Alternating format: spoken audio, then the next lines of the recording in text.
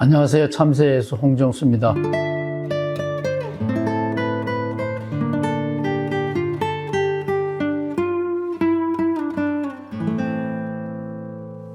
바울 공부 시간입니다. 로마서 13장 1절, 유명한 사도 바울의 말이죠. 누구나 위에 있는 권세에 복종해야 합니다.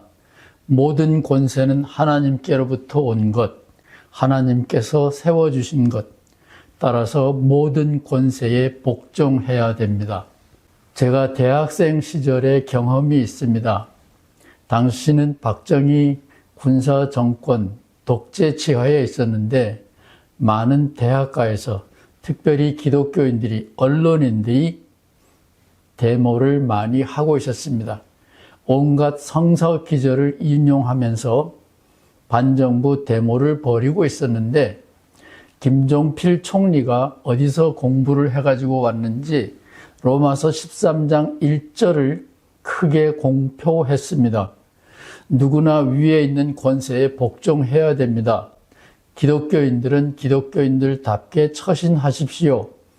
이런 공고가 나고 기독교인들의 반정부 데모는 많이 사그러들었습니다. 로마서 13장 1절, 모든 권세는 하나님께로부터 온 것입니다. 이 성경 기절은 사도 바울 선생님이 동서고금의 악질적인 정부를 옹호하는 이상한 역할을 해왔습니다. 지금 21세기 오늘 우리도 기독교인이라면, 양심적인 진지한 기독교인이라면 로마서 13장 1절에 따라서 위에 있는 모든 권세에 복종하는 어리석은 행동을 취해야 할까요? 그렇지 않으면 우리는 성서 말씀을, 최소한 바울 사도의 말씀을 무시하는 것이 될까요? 오늘의 질문입니다. 목숨을 지키고 민간인 살상하지 말라. 윤 대통령이 계엄군을 국회에다가 몰아붙였습니다. 계엄군 아버지의 애끓는 당부가 인터넷에 회자되었습니다. 목숨을 지키고 민간인 살상하지 마라. 군인들이 이렇게 할 자유가 있다고 생각하세요? 모든 법은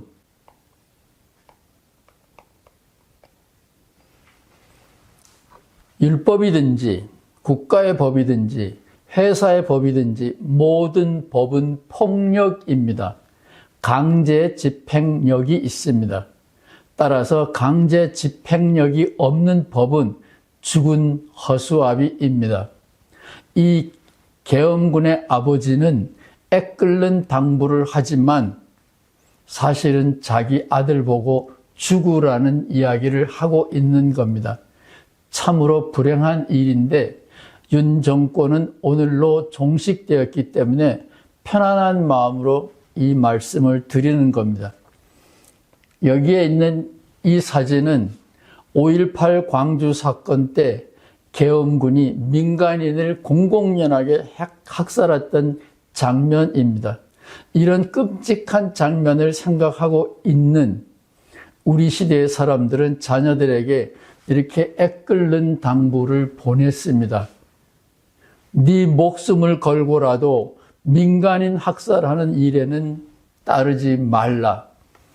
그 얘기는 미안하지만 법이 폭력이라는 것, 강제력이 있다는 것을 모르는 가엾은 부모의 심정이 담겨져 있습니다. 법은 폭력입니다. 로마서 13장 1절, 참 많은 사람들을 괴롭혔습니다. 이 책입니다. 보그와 크로선이라고 하는 두 저명한 미국 신약학자가 아주 중요한 책을 펴냈습니다. 제가 시작한 한국기독교연구소에서 출판해 냈는데 바울에게 관심 있는 분들은 꼭 읽어보시기 바랍니다. 로마서 13장 1절을 이 두 신약학자들은 이렇게 풀이했습니다. 번역판입니다. 번역판 159쪽에 이런 말을 써놨습니다. 바울 선생님의 말 중에 가장 분별력 없는 본문 중에 하나다. 우리 대통령이 취중의 정치를 하듯이 바울 선생님이 살짝 돌았나? 그런 상황에서 쓴 말이다. 그 얘기입니다. 두 번째, 이 책 161쪽에 있는 말입니다. 위에 있는 모든 권세에 복종하라는 바울의 말은 폭력적 저항을 하지 말라는 말이지, 164페이지, 비폭력적 저항도 하지 말라는 말은 아니다. 선으로 악을 쳐 부수라는 말이지 악에게 대항하지 말라는 말은 아니다. 쉽게 한국말로 표현하면 개죽음은 하지 말아라. 서슬이 폴은 군사 권력을 동원할 수 있는 로마 황제와 더불어 싸우다가 개죽음은 하지 말아라 라는 이야기입니다. 로마서 13장은 본래 우리 후대 사람들이 장을 나눠 놓은 거고, 그 앞에는 로마 정부에다가 세금을 낼 거냐 말 거냐 하는 문제가 나옵니다. 위에 있는 권세에 복종하라는 얘기는 세금을 달라면 줘라. 그러나 때가 오면 목숨을 걸고 싸워야 될 때가 올는지도 모른다. 그 얘기는 여기서는 하지 않는 거예요. 위에 있는 권세에 복종하라는 말은 세금은 달라면 줘라. 때가 오면 목숨을 내놓아야 되겠지만 아직은 아니다. 비폭력적 저항을 해라. 개죽음은 하지 말라. 그런 뜻이라고 이 두 학자가 애써서 설명해 놨는데, 제가 이런 것을 대학 시절에 알았더라면 좀 더 가열차게 군사 정권을 향하여 언론의 자유를 달라고 데모했을지도 모릅니다. 그러나 저는 그 당시에는 이런 신학을 몰랐습니다. 바울의 신학을 제대로 깊이 있게 알지 못했습니다. 저는 성서학자가 아니기 때문에, 조직신학자이기 때문에 성서학자들과는 다른 접근을 합니다. 저는 바울을 읽을 때 바울이 소위 해석학적인 사물을 바라보는, 예수님의 십자가를 바라보는, 자기의 고향 뿌리와 같은 이스라엘 백성들의 행동, 이스라엘 백성들이 신주처럼 모시는 십계명 등을 바울이 어떤 시각으로 바라보는지, 바울의 원리, 시각을 중요하게 여기고 그 원리를 다른 데다가 적용하는 방법을 취합니다. 조직신학자는 원리신학자다, 이렇게 생각하시면 되겠습니다. 성서 구절 하나하나를 원문하고 대조해서 바라보는 게 아니고, 바울의 전체에 흐르는 꿰뚫는 원리가 무엇인가, 그 원리를 생각하여 그 원리를 다른 것에다가 적용하는 거죠. 예를 들면은 루터는 믿음으로 구원받는다라는 이거를 해석학적인 원리로 삼아가지고 성경 전체를 이 원리 하나로 설명을 했죠. 루터는 성서학자지만 조직신학적으로 접근한 거죠. 저는 조직신학자이기 때문에 성서학자들의 노작을 참조합니다. 그러나 저는 조직신학자이기 때문에 바울을 읽을 때 성서학자들처럼 읽지 않고 조직신학자처럼 읽습니다. 그건 제 직업의 한계입니다. 바울이 예수님과 유대교를 바라보는 원리는 뭐냐? 저는 이거라고 봐요. 문자냐 육체냐, 문자의 속뜻이냐 예수님의 정신이냐, 율법의 속뜻이냐 율법의 정신이냐, 예수님의 육체냐 예수님의 영혼이냐, 같은 것입니다. 바울 선생님의 부활 체험에 대하여서도 똑같은 해석학적인 원리를 적용해 보겠습니다. 그래서 다음 시간에 말씀드리겠습니다. 오늘은 로마서 13장 1절을 저는 바울의 신학적인 해석학적인 원리로 바라보면 위에 있는 권세들에게 복종하라는 바울의 말을 성서학자들처럼 전후 문맥을 따지고 복잡한 생각을 할 것 없이 쉽게 풀이할 수 있습니다. 문자, 육체, 눈에 보이는 거죠. 딱딱한 겁니다. 속뜻, 참 알아차리기 어렵죠.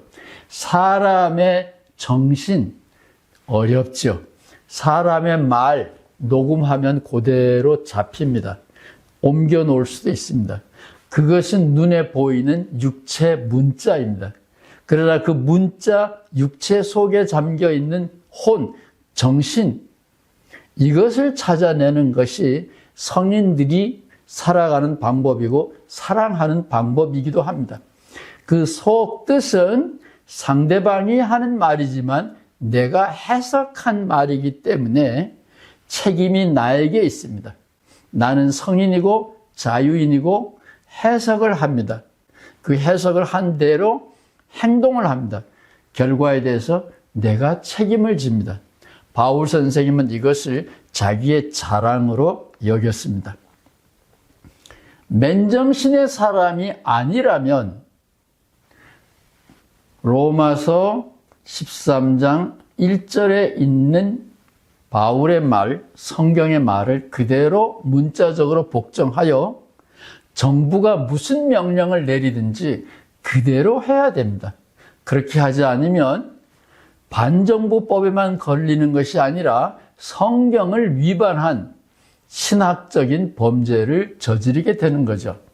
그러나 그런 것은 틀렸다, 그런 얘기입니다. 성경을 문자적으로 실행하면 제가 제정신도 아니고 저는 바울을 아는, 십자가에 달린 예수님을 아는 참 크리스찬도 아닙니다. 저는 그렇게 못합니다. 자유인 바울이 예수님을 거부했습니다. 고린도전서 14장 15절입니다. 9장 15절입니다. 목회는 직업이야, 생업이야. 근데 바울이 예수님이 그렇게 가르쳤다라는 걸 알아요. 문자를 압니다. 그러나 그대로 시행을 하면 차라리 내가 죽는 게 낫다. 왜냐하면 이 뒤에 더 있습니다. 왜냐하면 나의 자존심이 상하기 때문이다라는 겁니다. 내가 스스로 밥 벌어 먹고 산다. 내 생업은 따로 있다. 이것은 나의 자랑이다. 그런데 예수님의 말을 고집 곧대로 실천한다고 하여 베드로나 야고보처럼 교회의 녹을 받아먹고 산다면 나는 자존심이 무너진다. 나의 프라이드를 빼앗아가지 마라. 예수님일지라도 나의 프라이드를 빼앗아가면 안 된다. 얼마나 멋있는 바울의 말입니까? 성경을 더 공부하고 싶은 사람은 보라고 여기에 PDF 파일을 이렇게 보내준 건데 이거는 모르셔도 돼요. 성서학자들은 제가 알고 있는 한 저처럼 바울을 보려고 하는 사람은 아직은 못 만난 것 같아요. 그래서 여기에 써놓긴 써놨지만 제가 성서학자가 아니기 때문에 성서학자들하고 싸울 생각은 없습니다.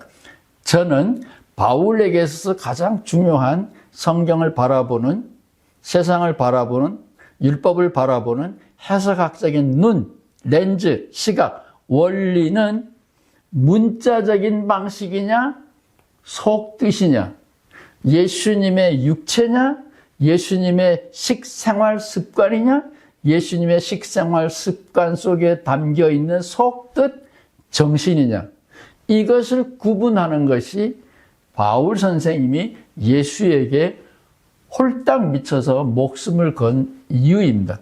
똑같은 해석학적인 원리를 다음 시간에는 부활 이야기와 연관시켜서 설명드리겠습니다. 충격 먹으셨다면 죄송합니다. 이게 성경 이야기예요. 성서학자들은 다른 이유에서 저와 똑같은 이야기를 합니다. 그러나 저는 성서학자가 아니기 때문에 로마서 13장 1절은 개죽음을 하지 말라라는 말이라고 성서학자들은 풀이하는데, 이렇게 풀이하는 학자들은 많지 않아요. 옛날에는 없었던 것 같습니다. 그러나 저는 이런 학자들이 로마서 13장 1절을 재해석해 놓은 공로, 작업이 없다고 할지라도 저는 바울 선생님의 말과 원리를 생각해서 고린도전서 9장 15절에 있는 대로 내가 어린 애냐 시키는 대로 하게, 나의 자존심을 지키는 방식으로 예수님의 명령, 예수님의 말씀을 따를 것이다. 자존심을 세우는 것이 구원이지 자존심을 포기하는 것이 구원은 절대로 아닙니다. 다음 시간에 또 뵙겠습니다. 감사합니다.